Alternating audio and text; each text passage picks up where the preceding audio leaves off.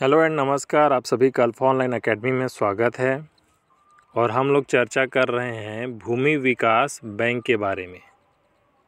भूमि विकास bank.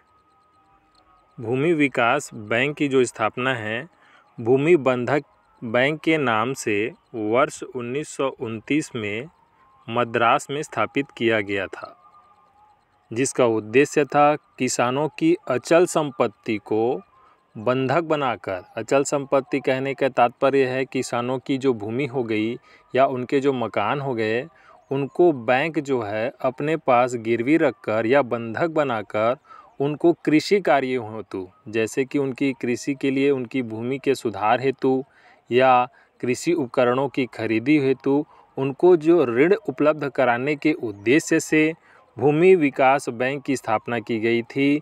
वर्ष 1929 में स्थापित इस बैंक का जो नाम था भूमि बंधक बैंक रखा गया था। कालांतर में इसका नाम परिवर्तित करते हुए भूमि विकास बैंक रखा गया था। तो ये है आपका भूमि बंधक बैंक या भूमि विकास बैंक। चलिए देखते हैं। तो भूमि बंधक बैंक की जो स्थापना है वर्ष 1929 मद्रास में की गई थी। कालांतर में इसका नाम परिवर्तित करके भूमि विकास बैंक रखा गया।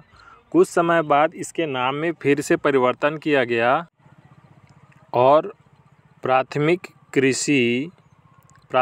सहकारी कृषि एवं ग्रामीण विकास बैंक रखा गया। इस बैंक का मुख्य उद्देश्य क्या था या मुख्य कार्य क्या था? तो किसानों की अचल संपत्ति, जैसे कि किसानों की भूमि हो गई, उनकी जो मकान हो गया, उसको गिरवी रखते थे और उसके बदले में उन्हें कृषि कार्यों के लिए ऋण उपलब्ध कराया जाता था। जैसे किसानों को उनकी भूमि सुधार के लिए, कृषि उपकरणों की खरीदी के लिए, कुआं या डीजल पंप लगाने के लिए किसानों को बैंक द्वारा ऋण प्रदान किया जाता था। भूमि बंधक बैंक की जो संरचना थी वह द्विस्तरीय थी। द्विस्तरीय कहने का मतलब राज्य स्तर पर केंद्रीय भूमि विकास बैंक के नाम से जाना जाता था तथा जिला स्तर पर प्राथमिक भूमि विकास समिति के नाम से भूमि विकास बैंक संचालित रहता था।